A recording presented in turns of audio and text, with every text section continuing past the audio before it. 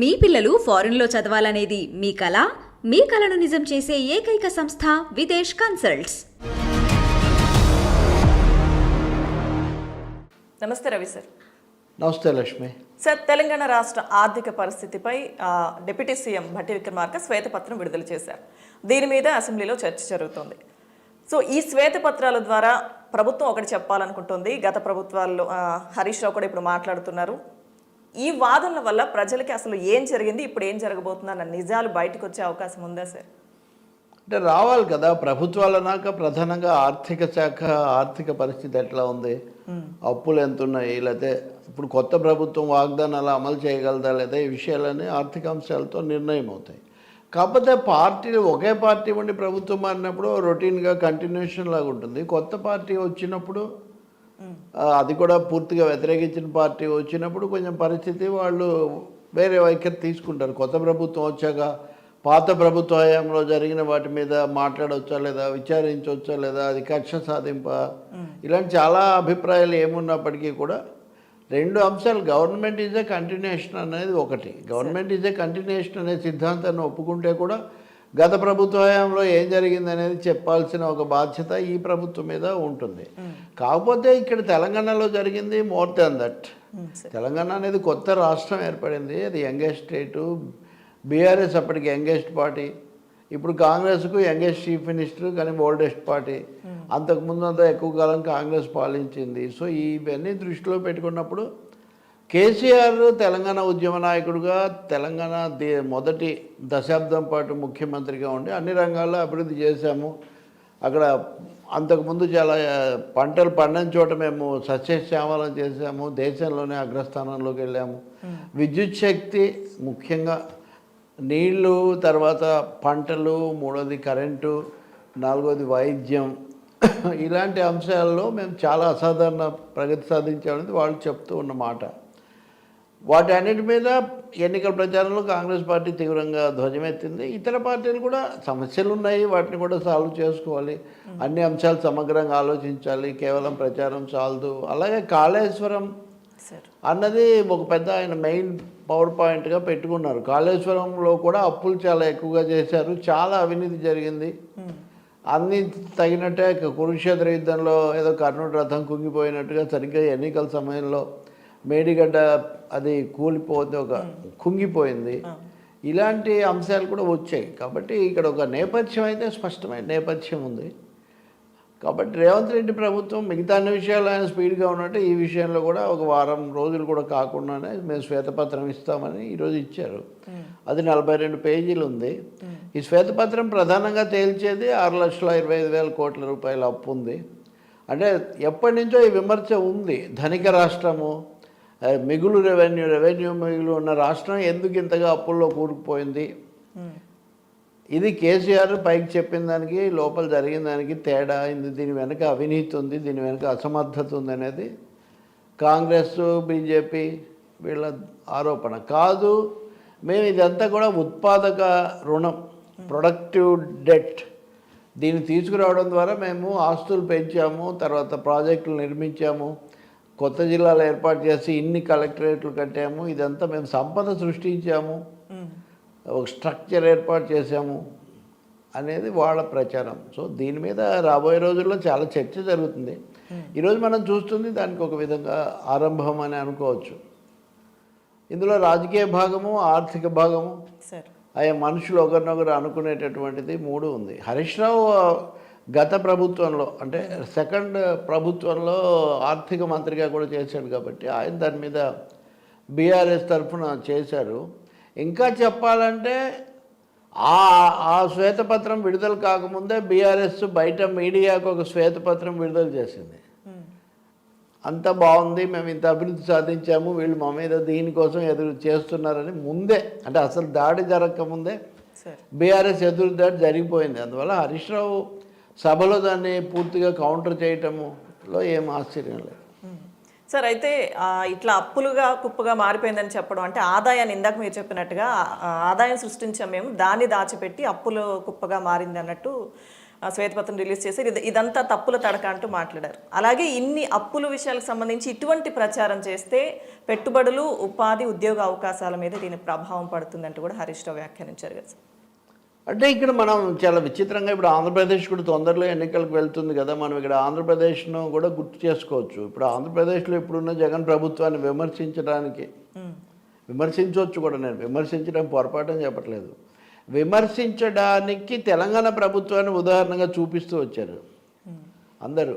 మీరు ఇక్కడ సరిగ్గా చేయలేదు, అక్కడ చూడండి ఎంత డెవలప్ అయిందో, ఎంత ఇది జరిగిందో అన్న పద్ధతిలో.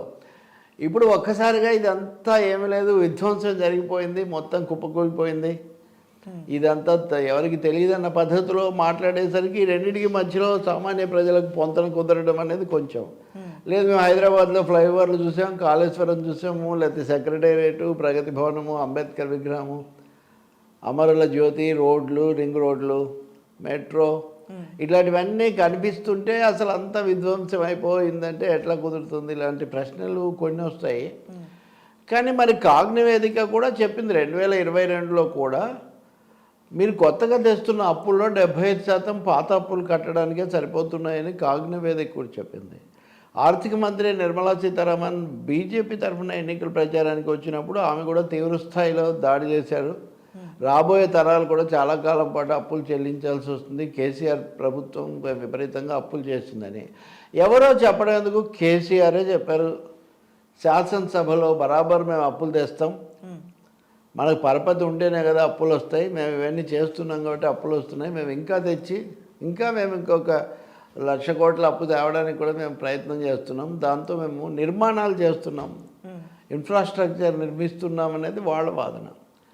కానీ ఇంకా చర్చ జరగాలి. హరీష్ రావు మొదట్లోనే ఆయన లెక్కలతో చెప్పిన జవాబు కంటే పొలిటికల్ రిప్లై ఆయన ఎక్కువగా ఇస్తున్నారు. అంటే మీరు ఇవన్నీ చూడకుండా ఆస్తులు చూపించట్లేదు, అప్పులే చూపిస్తున్నారండి. విద్యుత్ శక్తి విషయంలో, మొదట కరెంటు విషయంలో కేటీఆర్ చేసిన వాదన కూడా ఇదే. మీరు 85,000 కోట్ల అప్పు అంటున్నారు, కానీ మేము ఇన్ని వేల కోట్ల అసెట్స్, ఇన్ని జనరేటింగ్ సెంటర్స్, ఇన్ని హై పవర్ సప్లై లైన్స్, ఇవన్నీ వేసాము, మేము ఇన్ని సబ్ సెంటర్స్ పెట్టాము, ఎలక్ట్రిసిటీ సబ్ సెంటర్స్, అవన్నీ మీరు మాట్లాడలేదు. విద్యుత్ ఉప కేంద్రాలు ఇన్ని ఏర్పాటు చేశాము, ఇంతమందికి నీళ్ళు ఇచ్చాము, అది మీరు లెక్కలోకి తీసుకోవట్లేదు అనేది వాళ్ళ వాదన. ఈ చర్చ ఇంకా కొంత ముందుకు వెళ్తే కానీ ఎవరు కన్విన్స్ చేయగలుగుతారు, ప్రజలను ఎవరు ఒప్పించగలుగుతారు అనేది మనకు అర్థమవుతుంది. బట్ అప్పు పెరిగిపోయింది అనడంలో ఏం సందేహం లేదు. అప్పు స్వభావం ఏమిటి, అప్పు ఎంతవరకు సమర్థనీయం అనేది ఒకటి. ఇంకోటి కరోనా కూడా వచ్చింది, దానివల్ల కూడా మేము అనేది కూడా హరీష్ రావు 1-2 సార్లు చెప్పారు. ముఖ్యమంత్రి కూడా జోక్యం చేసుకున్నారు. అది కూడా కాకుండా ఇది ఉన్న ఫలానా పెట్టేసరికి చర్చ ఇట్లా కుదరదు, మధ్యలో బ్రేక్ ఇవ్వండి అంటే కూడా విరామం, టీ కోసం ఒక అరగంట విరామం ఇచ్చి చర్చ చేపట్టారు. అంటే కొంత ఒత్తిడి ఇక్కడ ఉన్నది ఒకటి కనిపిస్తుంది. రెండోదేమో హరీష్ రావు లెక్కలతో కాకుండా ఇది మామూలుగా మనం వినే పొలిటికల్ రిటారిక్ కూడా ఆయన ఎక్కువ వినిపించారు.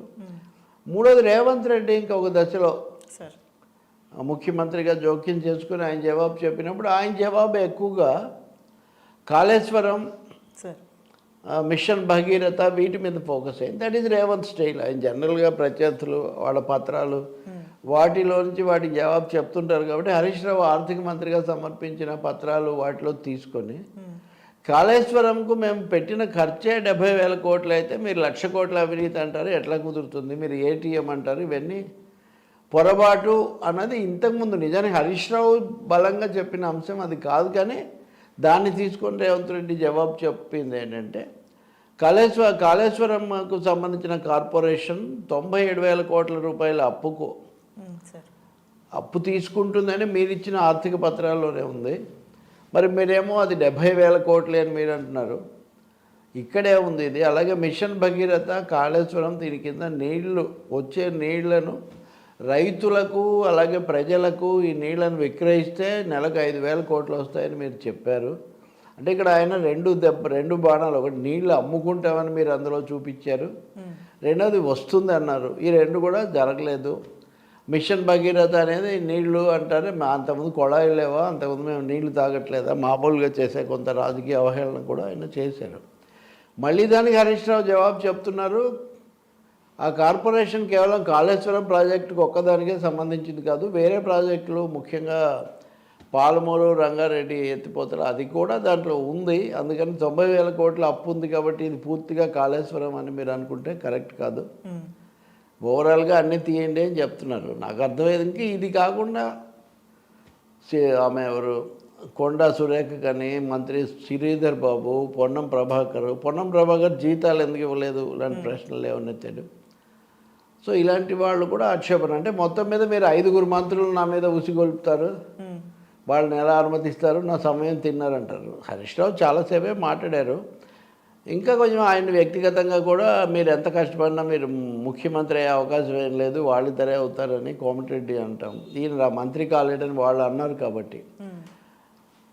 అక్కడ రేవంత్ రెడ్డి చిన్న చిన్న వివరాలు ఉంటాయి కాబట్టి హరీష్ రావు 5 సార్లు ఎమ్మెల్యే అయ్యాడా 7 సార్లు అయ్యాడా అంటే 2 సార్లు బై ఎలక్షన్స్లో రాజీనామా చేసి పోటీ చేశాడు కాబట్టి 7 అంటారా. అవన్నీ దొంగ లెక్కలు, నీవు అయింది 5 సార్లే అనే పద్ధతిలో కూడా. అంటే ఇందులో కొంత ఎదురుదాడి, కొంత ఆత్మరక్షణ, కొంత అపహాస్యం, కొంత ఆత్మసమర్థన, ఇవన్నీ కలిసినటువంటి ఒక చర్చ. ఇదేదో 100% సాంకేతికంగా ఆర్థికపరమైన చర్చ అని మనం చెప్పలేము. ఇదొక మిశ్రమ రాజకీయ, ఆర్థిక, వ్యక్తిగత చర్చ అని మనం భావించవచ్చు. అయితే ఇది షార్ట్ టర్మ్ డిస్కషన్. మనం అది కూడా ఇది షార్ట్ టర్మ్ డిస్కషన్ అన్నారు ఇంత చేసి, మరి ఇది చివరికి ఎలా ముగుస్తుంది అనేది ఒకటి. దీనికంటే ముందు కేటీఆర్ చేసిన ట్వీట్ కూడా, కర్ణాటకలో మీరు చాలా వాగ్దానాలు చేశారు, మొదటి సభలోనే మేము ఇవన్నీ ఎన్నికలప్పుడు చెప్తాం, ఎక్కడ అమలు చేస్తామని అన్నారని ఒక ట్వీట్ పెడితే అది ఫేక్ వీడియో అని మళ్ళీ కర్ణాటక ముఖ్యమంత్రి సిద్ధరామయ్య, మీ బుర్రలను కర్ణాటక వాగ్దానాలు డామినేట్ చేస్తున్నాయి అనే ఒక మాట కూడా ఈ మధ్యలో వచ్చింది. కాబట్టి it's a political war between Congress and BRS అనుకోవచ్చు. కొత్త ప్రభుత్వం మా పరిస్థితి ఏం బాగాలేదు, మామూలుగా ఎన్నికలప్పుడు పార్టీలు మారినప్పుడు మాకు ఖాళీ ఖజానా ఇచ్చారని జనరల్గా చెప్తూ ఉంటారు. మీరు అడిగిన చివరి భాగం ఏంటంటే దివాళా ఎత్తించాము రాష్ట్రం అంటే, రాష్ట్రం దివాళా ఎత్తింది అనే పిక్చర్ ఇవ్వడం రాష్ట్రానికి నష్టం. ఇక్కడ పరిశ్రమలు పెట్టుబడులు వస్తున్నాయి. గత కలకలాడుతున్న పరిస్థితుల్లో ప్రభుత్వమే మా మీద రాజకీయ కోపంతో మీరు ఇది దివాళా ఎత్తింది, ఇది అప్పుల కుప్పగా మారిపోయింది, ఇలాంటి ఇంప్రెషన్ ప్రపంచానికి ఇస్తే వచ్చేవాళ్ళు కూడా రారు, జరిగేది నష్టం అని వీళ్ళ వాదన చేస్తున్నారు. ఇంకా ఏమేమి ముందుకు వస్తాయో మనకు తెలియదు, కానీ this will be the governor ప్రసంగం, ఆ తీర్మానం తర్వాత this will be the major battle between 2 sides. Sir, అయితే శ్వేతపత్రం ద్వారా ప్రభుత్వం ఒకటి చెప్పాలనుకుంటుంది ప్రజలకి, తమ వచ్చేటప్పటికి పరిస్థితి ఎలా ఉందనే చెప్పాలనుకుంటుంది. కానీ ప్రతిపక్షాలు చేస్తున్న ఆరోపణలో ఇంకొకటి ఉంది సార్. 6 హామీలు ఏదైతే 6 గ్యారంటీలు ఉన్నాయో వాటి నుంచి తప్పించుకోవడానికి గత ప్రభుత్వం అన్ని అప్పుల పాలు చేసిందని చెప్పే ప్రయత్నం చేస్తున్నారని వాళ్ళు అంటున్నారు. అదే వాదన. మీరు 10 ఏళ్ళు పాలించి చేయలేదు, కానీ మేము 10 రోజులు కాకుండానే మా వాగ్దానం అమలు చేయలేదు, ఇది చేయలేదు అంటారండి. మేము 1, 2 చేసాము, బస్సుల్లో ఫ్రీ బస్సులు లాంటివి, లేకపోతే ఇట్లాంటివి అన్నీ. మీరు చేయలేనివన్నీ మోసపూరితంగా ఇచ్చి ప్రజల దగ్గర మీరు ఓట్లు పొందారు, ప్రజలు నమ్మారు దురదృష్టవశాత్తు. కాబట్టి మీరు చేయలేరు, కాబట్టి చేయలేకపోవడానికి, అలాగే కరెంట్ ఇవ్వలేరు 24 గంటలు, దాన్ని సమర్థించుకోవడానికి ముందే మీరు గ్రౌండ్ ప్రిపేర్ చేసుకుంటున్నారు అని బీఆర్ఎస్ దాన్ని, మరి వాళ్ళు ఏ మేరకు ఎస్టాబ్లిష్ చేస్తారన్నది కూడా మనం చూడాలి. వీళ్ళు ప్రభుత్వం మటుకు మేము వాగ్దానాలు తప్పకుండా 100 రోజులు సమయం తీసుకున్నాం, 100 రోజుల్లో మేము కంప్లీట్గా అమలు చేస్తామని వాళ్ళు చెప్తున్నారు. 100 రోజులు అయిన తర్వాత చేయాల్సిన చర్చే అది. నిజంగా కౌంట్ డౌన్ సోకాల్డ్ 10 రోజులు అన్నది అనుండొచ్చు.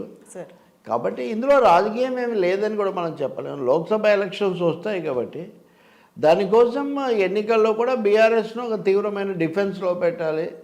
బీఆర్ఎస్ అన్ని తప్పు చేసిందనే ఇంప్రెషన్ ఓటర్లలో మరింతగా ఎస్టాబ్లిష్ చేస్తే తప్ప రేపు ఎన్నికల్లో కుదరదు అనేది కాంగ్రెస్ వ్యూహం. మేము బాగా చేసినా వీళ్ళకి చేతగాగే మా మీద నిందలేస్తున్నారని చెప్పడం వీళ్ళ వ్యూహం. ఇంకా ఇది కొంచెం ఎక్స్టెండ్ అయితే కనుక అది హరీష్ రావు మాటల్లో సూచాయిగా ఉంది. ఏమని అంటే, అంతకుముందు ఆంధ్రప్రదేశ్ కలిసి ఉన్నప్పుడే బాగుంది, తెలంగాణ ఏర్పడడం అనవసరం అనే విధంగా వీళ్ళు మాట్లాడుతున్నారు. ఇంకా మీరు తెలుసుకోవాలంటే ఈ లెక్కలన్నీ కూడా రేవంత్ తన పాత గురువు అంటే చంద్రబాబు నాయుడు, అందరికీ తెలిసిందే కదా, పాత గురువుతో కలిసి ఆయన శిష్యులతో కలిసి తయారు చేయించిన లెక్కలు ఇవి. ఈ సస్పెండ్ అయిన ఒక అధికారి, ఇంకొక ఆయన మాజీ రిటైర్ అయిన ఐఏఎస్, వీళ్ళందరూ కూర్చొని తయారు చేశారు అని ఒక తీవ్రమైన రాజకీయ దాడి.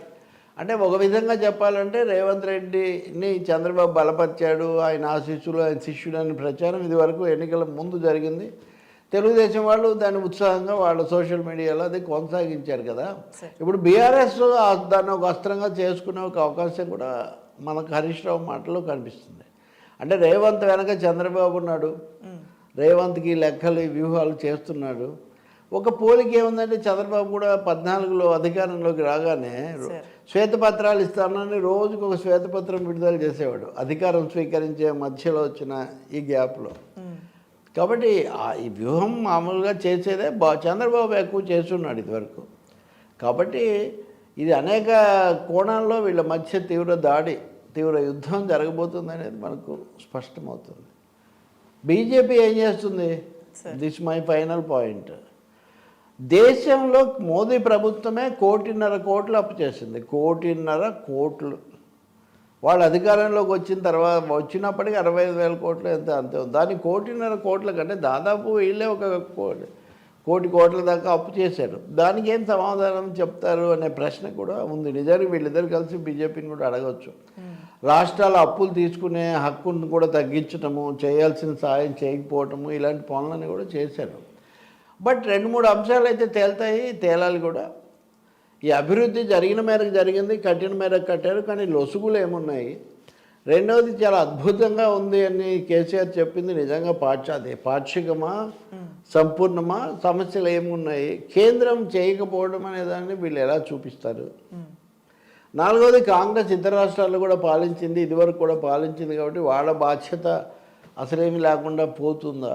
ఇలాంటి ప్రశ్నలు కూడా ఈ చర్చ క్రమంలో వస్తాయి. మరి దీన్ని స్వల్ప వ్యవధిలోనే ముగిస్తారా?